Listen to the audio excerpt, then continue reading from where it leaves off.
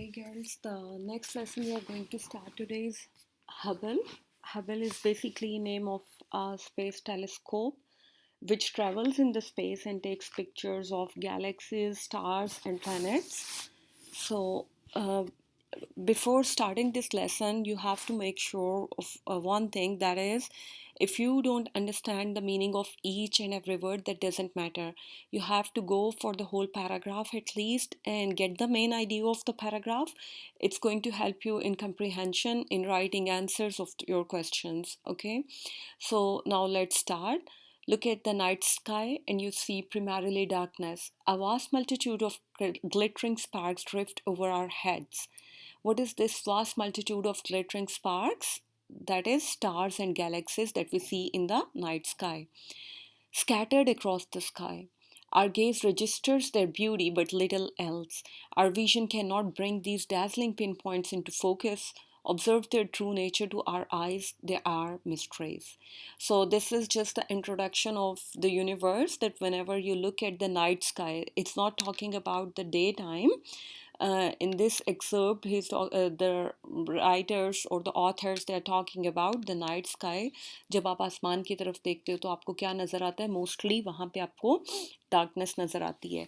A vast multitude of glittering sparks, और फिर क्या है? एक बड़ा सा मल्टीट्यूड, ठीक है, एक बड़ा सा मैस ग्लिटरिंग स्पार्क्स स्टार्स का आपके सरों के ऊपर मूव कर रहा होता है, स्कैटर्ड अक्रॉस द स्काई, जो कि पूरे आसमान पे फैला हुआ है.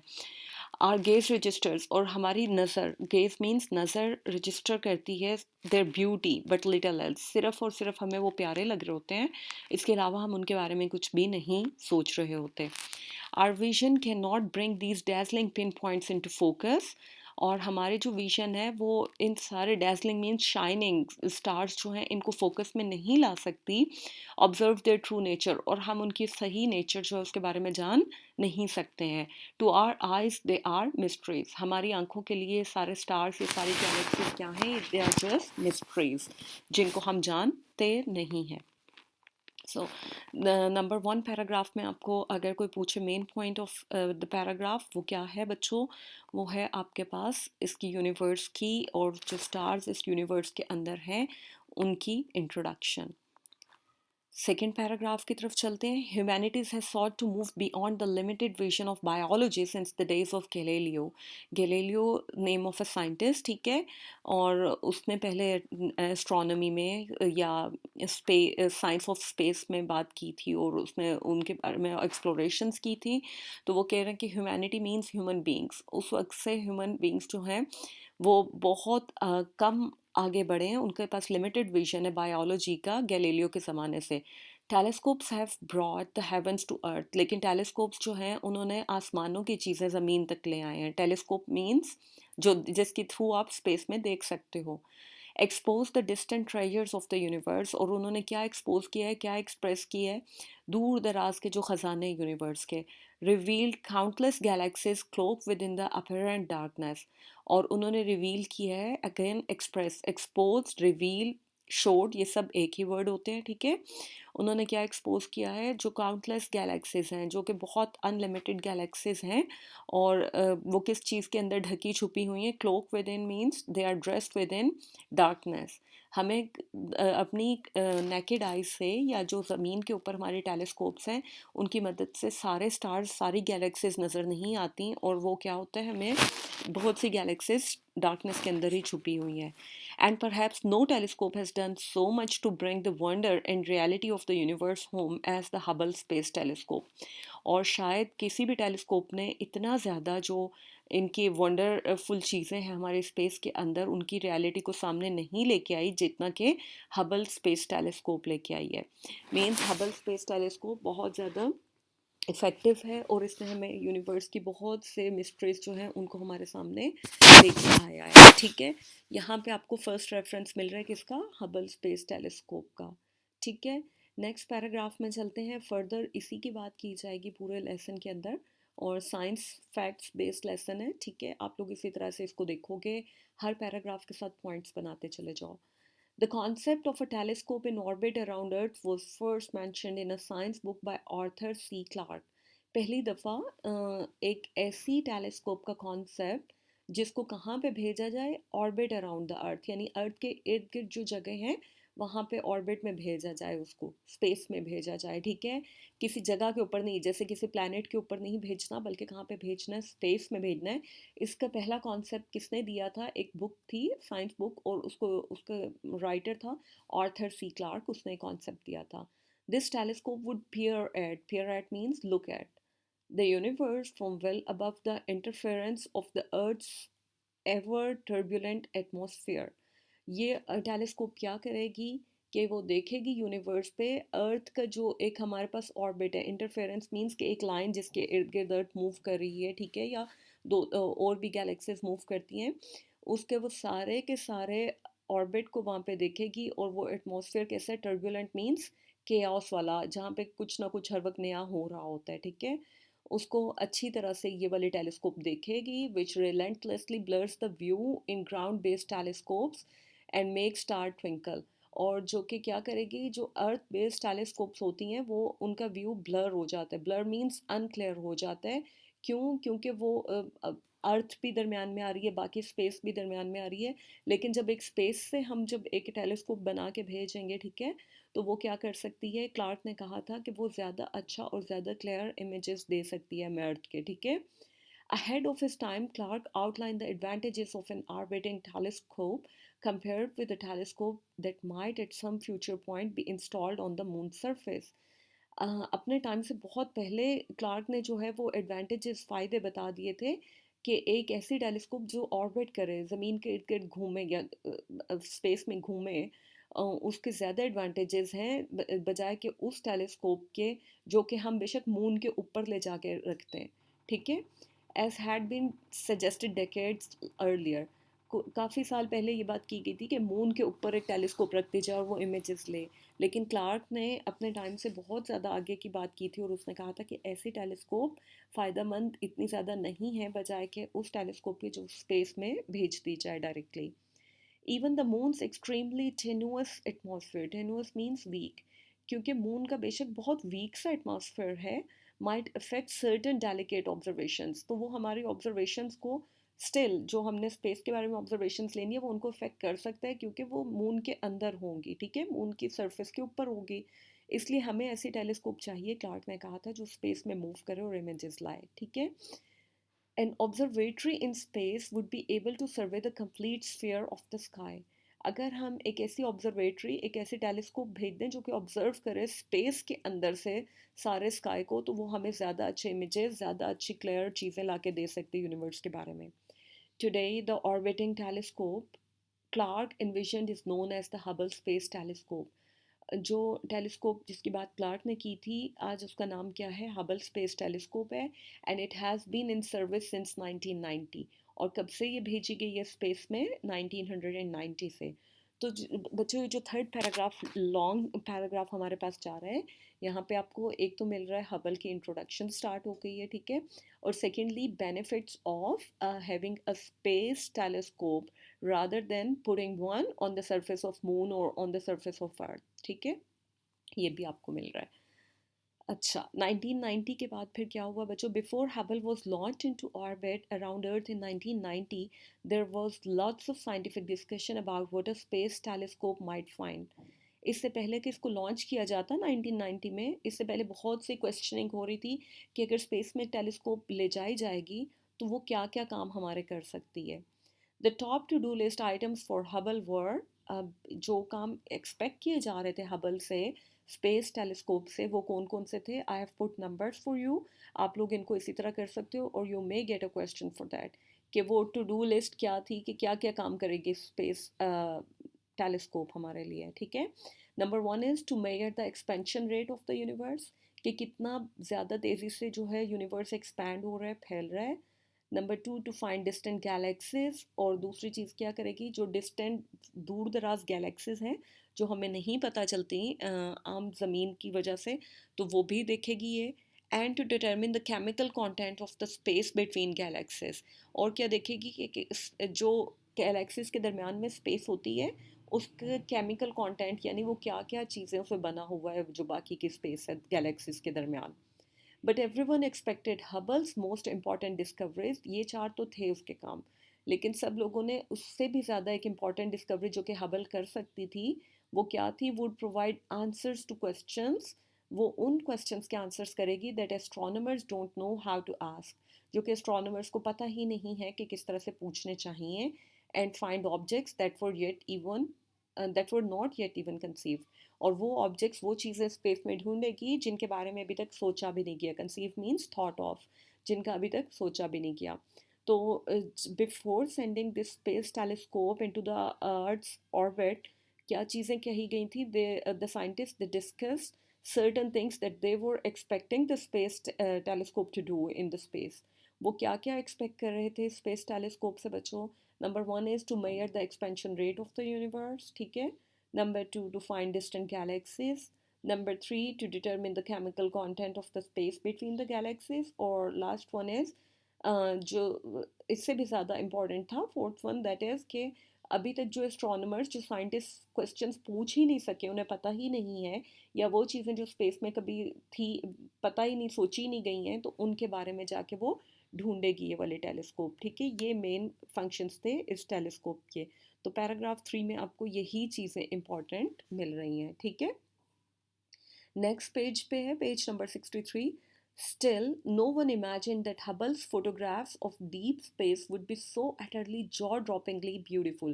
Jaw-droppingly means amazingly, surprisingly, हैरान कुन हद तक, or that the pictures would have purely visceral appeal to an entire generation. Visceral कौन सी होती है? जो कि आपकी फीलिंग्स को अपील करती है, ठीक है। Visceral means related to your feelings, not to your mind, ठीक है। Making Hubble a household word synonymous with spectacular images of the cosmos. Cosmos means universe, spectacular means wonderful। जैसे ऊपर आपके पास जॉ ड्रॉपिंगली आ रहा है, नीचे आपके पास स्पेक्टेकुलर आ रहा है, मतलब यही होता है सरप्राइजिंग, ठीक है। अब यहाँ पे वो कह रहे हैं फिर भी किसी ने कभी ये इमेजिन नहीं किया था, हबल के ये सारे क्वेश्चन जो हमने पेज नंबर 62 पे पढ़े हैं, वो सब साइंटिस्ट के माइंड में थे इसको स्पेस में भेजने से पहले। लेकिन फिर भी कभी किसी ने इमेजिन नहीं किया था कि हबल जो फोटोग्राफ्स लाएगी स्पेस की, वो इतनी ज़्यादा हद तक खूबसूरत होंगी, और दैट द पिक्चर्स, और ये जो पिक्चर्स लाएगी would have a purely visceral appeal to an entire generation, कि वो फीलिंग्स को हमारी अपील करेगी। मीन्स वो इतनी ज़्यादा प्यारी होंगी कि वो हमारी फीलिंग्स को, हमारे इंटेलेक्ट को नहीं, हमारे माइंड को नहीं, बल्कि हमारी फीलिंग्स को असर करेंगे उस पर। मेकिंग हबल, और इसकी वजह से क्या होगा कि हबल एक हाउस होल्ड मीन्स हर घर की बात बन जाएगी, क्योंकि इसने इतने प्यारे से इमेजेस यूनिवर्स के बनाए, ठीक है। मीन्स हबल ने जो काम किया बच्चों, ये इन अदर वर्ड्स वो ये कहना चाह रहा है कि हबल का जो काम था वो उसकी एक्सपेक्टेशन से बहुत ज़्यादा था, जितना एक्सपेक्ट किया गया था उससे कहीं ज़्यादा, ठीक है। अब हम नेक्स्ट पैराग्राफ की तरफ चलते हैं। Hubble, a joint project of NASA and the European space agency. किन दो ऑर्गेनाइजेशंस का ये है? जॉइंट प्रोजेक्ट है, कंबाइन होकर नासा ने और यूरोपियन स्पेस एजेंसी ने इसको बनाया। Orbits earth 353 miles, that is 569 kilometres above the planet surface. ये अर्थ के प्लैनेट के सरफेस से, ज़मीन की सरफेस से ये 353 माइल्स दूर ऑर्बिट करती है, मूव करती है, ठीक है। यानी एक अच्छे डिस्टेंस के ऊपर इसको स्पेस में डाला गया है। Its position allows its to circle free of earth's atmosphere, और इसकी वजह से क्या हो रहा है कि जो इमेजेस ये लेती है वो अर्थ का एटमॉस्फेयर उसके अंदर नहीं आता या उनको ख़राब ब्लर नहीं करता, which distorts and blocks light from the cosmos. और क्योंकि ये एटमॉस्फेयर के अगर अंदर होती तो फिर इसके इमेजेस यूनिवर्स के जो हैं वो डिस्टॉर्ट होते, ब्लॉक होते, ब्लर होते, ठीक है। लेकिन क्योंकि ये एक अच्छे डिस्टेंस के ऊपर रखी गई है, वो डिस्टेंस कितना है? अंडरलाइन कर लो, 353 miles above the planet surface, ठीक है। इसकी वजह से इसके इमेजेस क्लियर होते हैं, डिस्टॉर्ट नहीं हो रहे होते। This gives Hubble a pristine view. Pristine यहाँ पे मतलब है pure view, typically unmatchable by ground based telescopes. इस वजह से हबल के इमेजेस ज़्यादा क्लियर होते हैं, और ये बिल्कुल भी अनमैचेबल मीन्स के मुकाबला जो ज़मीन के ऊपर जो टेलीस्कोप्स हैं वो उनका कंपैरिजन नहीं कर सकती हैं। If the man's eye was as sensitive as Hubble's. अब हबल्स की विजन की बात हो रही है, किस तरह से हबल टेलीस्कोप जो है वो देखती है, ठीक है। वो कह रहे हैं कि अगर आपका एक आदमी का, एक इंसान का इमेज जो है, आई का इतनी ही सेंसिटिव हो जितनी हबल की है, he could look from Islamabad, तो वो इस्लामाबाद से देख सकता है, and see the glow of a pair of fire flies in London. तो वो इस्लामाबाद से खड़ा होकर लंदन के अंदर फायर फ्लाइज इंसेक्ट्स को देख सकता है, ठीक है। If the fire flies were 6 feet apart, और अगर ये फायर फ्लाइज जो हैं दो नज़र आएंगी कि एक दूसरे से 6 फीट के फासले पे हैं, he could resolve that there were two of them side by side, तो उसे पता चलेगा कि दो फायर फ्लाइज जो हैं वो साइड बाय साइड चल रहे हैं, मूव कर रही हैं, ठीक है। इसका मतलब क्या है कि हबल की इतनी शार्प विजन है। आपको इस एग्जाम्पल से क्या पता चल रहा है? The sharp sensitive vision of Hubble, ठीक है। Hubble orbits earth moving at the speed, now we are moving towards speed of Hubble, कि वो कितनी स्पीड के साथ जो है वो अर्थ ऑर्बिट में मूव कर रही है। Hubble orbits earth moving at the speed of about 5 miles per second, that is 8 kilometer per second। Hubble इतनी ज़्यादा स्पीड से मूव कर रही है, मीन्स 5 miles per second, और अगर किलोमीटर्स में आप देखो तो 8 किलोमीटर्स वो पर सेकेंड में मूव कर जाती है। Fast enough to travel from Chitral to Karachi in about 3 minutes, और ये इतनी ज़्यादा स्पीड है कि अगर आप एक प्लेन पे बैठ के चित्राल से कराची जाओ तो आप 3 मिनट्स में वहाँ पहुँच जाओगे। मीन्स कि बहुत ज़्यादा शार्प विजन भी है इसका, और बहुत ज़्यादा हाई स्पीड के साथ भी मूव कर रही है। ये पैराग्राफ इंपॉर्टेंट है इन दोनों चीज़ों के लिए। During the course of a year Hubble circles earth over 5,000 times, और एक साल में हबल जो है वो ज़मीन के इर्द गिर्द चक्कर कितने लगाती है? 5,000, ठीक है।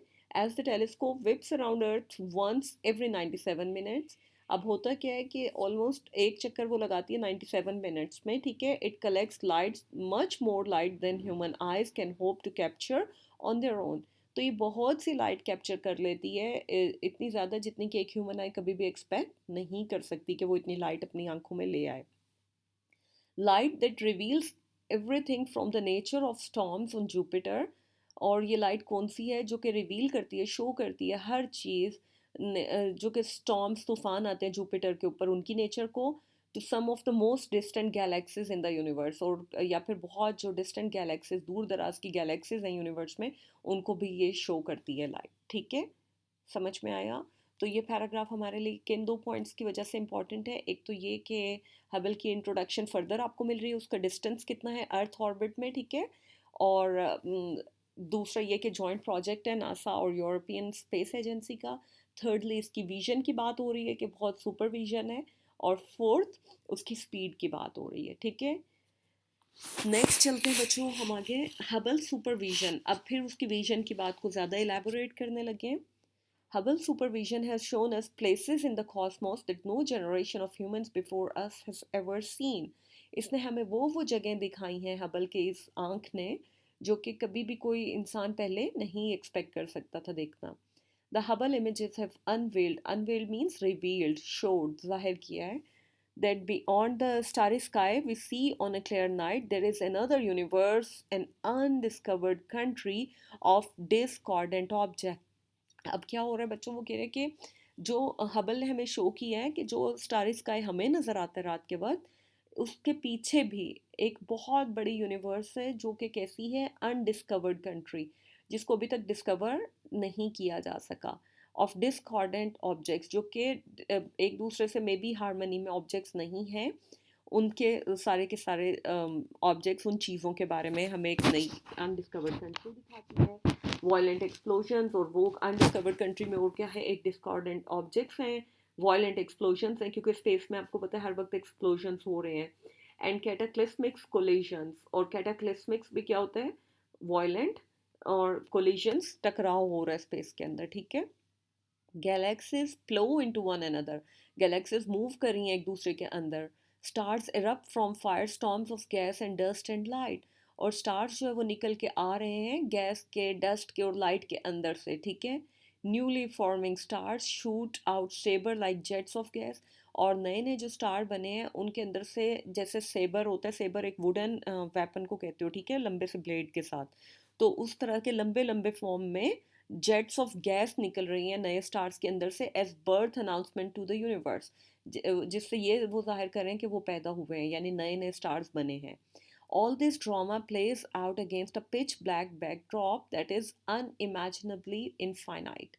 और ये सारे का सारा जो इतना बड़ा स्पेस के अंदर ड्रामा हो रहा है, ये पिच ब्लैक मीन्स, क्योंकि यूनिवर्स क्या है, बेसिकली ब्लैक डार्कनेस है। तो ये सारा उस डार्कनेस के अगेंस्ट, उस डार्कनेस के बैकड्रॉप के ऊपर ये सारे का सारा पूरे का पूरा एक ड्रामा हो रहा है, जो कि अनइमेजिनेबली इनफाइनाइट, जो कि लामहदूद है। ठीक है, अब यहाँ से आपको क्या पता चला है कि हबल के सुपरविजन की वजह से हमारे पास क्या क्या चीज़ें सामने आ रही हैं इस पैराग्राफ में। ठीक है, अच्छा, उसके बाद अब एक कॉमन पिक्चर जो कि हबल ने ली होती है उसकी बात करने जा रहे हैं। अ सिंगल हबल स्नैपशॉट, ठीक है, यानी एक स्नैपशॉट, एक जो उसने पिक्चर ली होती है अपने मूवमेंट में, can portray the universe as awesome, mysterious and breathtaking. तो वो एक पिक्चर ही अगर आप देखो, एक स्नैपशॉट, तो उसमें आपको क्या पता चलता है, यूनिवर्स कैसी है, ऑसम भी है, बहुत प्यारी भी है, मिस्टीरियस भी है, यानी जिसको आप नहीं जानते हो, एंड ब्रेथ टेकिंग, वंडरफुल भी है। And at the same time, और इसके साथ साथ क्या है, केओटिक मीन्स कि जिसमें वॉयलेंट कोलिजन्स हो रही हैं, टकराव हो रहा है, गैसेस बन रही हैं या ख़त्म हो रहे हैं प्लैनेट्स या इस तरह से। ठीक है, overwhelming and foreboding means somehow intimidating, डराने वाली भी है, खौफनाक भी है। ठीक है, the story that Hubble tells about the universe knows no national or political or ideological boundaries. Hubble जो हमें स्टोरी बता रही है यूनिवर्स की थ्रू इट्स पिक्चर्स, उसकी ना तो कोई नेशनल, कोई वो किसी कौम से रिलेटेड नहीं है, किसी पॉलिटिकल पार्टी से रिलेटेड नहीं है, या किसी आइडियोलॉजिकल बाउंड्रीज, कोई रिलीजन या इन सब चीज़ों से भी रिलेटेड नहीं है। वो बिल्कुल न्यूट्रल स्टोरीज दे रही है आपको, क्योंकि वो स्पेस में है और वो जस्ट पिक्चर्स दे रही है। The images are so overpowering and humbling that they have touched people of all ages. और ये जो images आ रहे हैं, ये इतने overpowering हैं, इतने dominate करने वाले हैं कि इन्होंने हमेशा हर ज़माने के लोगों को affect किया है। These pictures are a reminder that we inhabit a tiny planet. ये पिक्चर्स हमें बताती हैं, एक रिमाइंडर है कि हम बहुत छोटी सी जगह पे हैं, एक हमारा प्लानट बहुत छोटा सा है पूरी यूनिवर्स में, in a vast universe with many remaining unknowns. एक ऐसे यूनिवर्स के अंदर जिसमें बहुत सा पार्ट उसका अभी तक अननोन है, जाना नहीं गया, उसके अंदर हमारी बहुत छोटी सी जगह है। ये सब इमेजेस हमें ये बताते हैं। ठीक है, तो यहाँ पे इस पैराग्राफ में क्या बात हुई है कि आपको एक सिंगल स्नैपशॉट या एक सिंगल पिक्चर जो हबल लेती है, वो जब वो पिक्चर आपके पास आती है तो उससे आपको क्या क्या पता चलता है। ठीक है, कि यूनिवर्स कितना ज़्यादा मिस्टीरियस है, ऑसम है, और at the same time overwhelming है, फोरबॉर्डिंग भी है, डर भी लगता है आपको। और ये जो इमेजेस हैं बिल्कुल न्यूट्रल होते हैं, क्योंकि दे आर जस्ट इमेजेस, कुछ नहीं है। और लास्ट थिंग इज़ कि हमें पता चलता है कि जब हम इन इमेजेस को देखते हैं कि हम कितनी छोटी सी जगह स्पेस में लिए हुए हैं। अच्छा, आगे फर्दर चलते हैं। Since its launch in 1990 the 12 ton bus sized Hubble telescope has made more than 1 million observations. अब ये आपको बता रहे हैं इस पैराग्राफ में बच्चों, नंबर ऑफ ऑब्जर्वेशंस जो कि हबल ने लिए हैं, या नंबर ऑफ पिक्चर्स। ठीक है, और वो कितनी ज़्यादा है। 1990 से अब तक एक 12 ton bus sized Hubble telescope ने has made more than 1 million observations, 1 million से ज़्यादा ऑब्जर्वेशंस बनाई हैं, and looked at over 38,000 celestial objects. और कितने स्पेस की चीज़ों, सेलेस्टियल ऑब्जेक्ट्स क्या है, कोई भी हैं, प्लैनेट, स्टार्स, उनसे रिलेटेड। ठीक है, 38,000 से ज़्यादा के ऊपर अब तक वो देख चुकी है। द हबल आर्काइव्स फोल्डर्स जो हैं उसकी पिक्चर्स के, are filled with more than 500,000 images. और जो इमेजेस आए हमारे पास वो 500,000 से ज़्यादा हैं। The amount of astronomical data collected is equivalent to about 50 million books. और ये जो डेटा है, ये जो इतनी ज़्यादा पिक्चर्स आई हैं, ये कितना है कि अगर आप 50 मिलियन बुक्स हों तो उसके बराबर ये डेटा है। और 5 times the printed collection of the US library of Congress, या यूएस लाइब्रेरी ऑफ कांग्रेस के अंदर जो मटेरियल पड़ा हुआ है प्रिंटेड फॉर्म में, उससे 5 टाइम्स ज़्यादा ये इमेजेस हैं जो हबल सिर्फ अकेली एक टेलीस्कोप ने हमें दी है। ठीक है, यहाँ पे आपको इस पैराग्राफ में क्या पता चला, अगेन लेट्स रिपीट, वो यही है कि नंबर ऑफ इमेजेस और number of observations that Hubble space telescope has given to us. ठीक है, नेक्स्ट वन पे चलते हैं। इन 1983 NASA named the telescope after the early 20th century American astronomer Edwin P. Hubble. अच्छा, अब इसका नाम कैसे आया ये आपको पता चल रहा है कि 1983 में नासा ने एक अमेरिकन एस्ट्रोनॉमर था, साइंटिस्ट था स्पेस का, उसका नाम था एडविन पी हबल, और ये 1889 से लेके 1953 तक रहा था। ठीक है, इसके नाम पे स्पेसशिप का नाम आया है, सॉरी टेलीस्कोप का नाम आया है। Who is credited with the 1920s discoveries that galaxies are huge remote systems of billions of stars। और इसने क्या डिस्कवर किया था हबल ने, कि उसने 1920 में एक डिस्कवरी की थी कि गैलेक्सीज बहुत बड़ी हैं, और रिमोट मींस डिस्टेंट, बहुत दूर दूर के सिस्टम्स हैं, बिलियंस ऑफ स्टार्स को लिए हुए हैं गैलेक्सीज। ये उसकी डिस्कवरी थी, इसलिए टेलीस्कोप का नाम उसके नाम पे रखा गया। The most powerful space camera ever built was installed on Hubble in 2009। 2009 में हबल में जितना सबसे पावरफुल कैमरा बना था वो उसके अंदर लगा दिया गया, along with many other fixes, and Hubble was now performing at a higher level than ever before। और इसके साथ और बहुत से फिक्सेस और बहुत सी चीज़ें लगाई गई, और अब हबल जो है उसकी फंक्शनिंग 1990 की निस्बत 2009 में जाके और भी बेहतर हो गई। When we look at stars, we look at history। अब ये क्वेश्चन भी है, क्वेश्चन नंबर 2 आपके टेक्स्ट में, ठीक है, या उसमें यही पूछा गया कि आपने इसको एक्सप्लेन करना है कि जब हम स्टार्स को देखते हैं तो एक्चुअली हम हिस्ट्री को देख रहे होते हैं। मीनिंग क्या है? The light that arrive at our location from farthest objects in the universe is light that left those objects billions of years ago. जो लाइट आती है दूर दराज के ऑब्जेक्ट से, चीज़ों से हमारे यूनिवर्स में हम तक पहुंचती है, वो लाइट है जिसने अपने ऑब्जेक्ट्स को, अपने स्टार्स को बिलियंस ऑफ ईयर्स अगो छोड़ दिया था। ठीक है, यानी वो वहाँ से कई बिलियन साल से निकली हुई लाइट हमारी ज़मीन तक आती है। तो इसका मतलब क्या है कि जब हम स्टार्स को देखते हैं फिर हम उसको देखने के काबिल होते हैं ना लाइट से, तो इसका मतलब है कि हम हिस्ट्री को देख रहे हैं। So we see them as they appeared long ago, और जब हमें वो नज़र आते हैं बिलियंस ऑफ ईयर्स अगो क्योंकि उनकी लाइट निकली थी, तो वो हमें नज़र आते हैं बहुत जैसे कि वो बिलियंस ईयर्स पहले हुआ करते थे। The most distant galaxies look strange smaller. जो दूर दराज की गैलेक्सीज हैं वो छोटी लगती हैं, स्ट्रेंज लगती हैं, इरेगुलर लगती हैं, लैकिंग क्लियरली डिफाइंड शेप्स, और इनमें शेप भी कोई ऐसा प्रॉपर नहीं होती है, ठीक है, क्योंकि वो दूर दराज है हमसे। No telescope before Hubble had the resolution to see these distant galaxies. और किसी भी टेलीस्कोप को हबल से पहले इतनी अच्छी रेजोल्यूशन कैमरा की नहीं थी कि वो इतनी अच्छी तरह इन गैलेक्सीज के इमेजेस देखती। I think so it's enough, ये ज़्यादा ही होता जा रहा है अभी आपके लिए। सो पहले आप इसी को पढ़ लो, रिपीट करो, and then I am going to give you a question और आप लोगों ने उसका आंसर मुझे देना है, ठीक है। We are going to stop here और कल हम इससे आगे स्टार्ट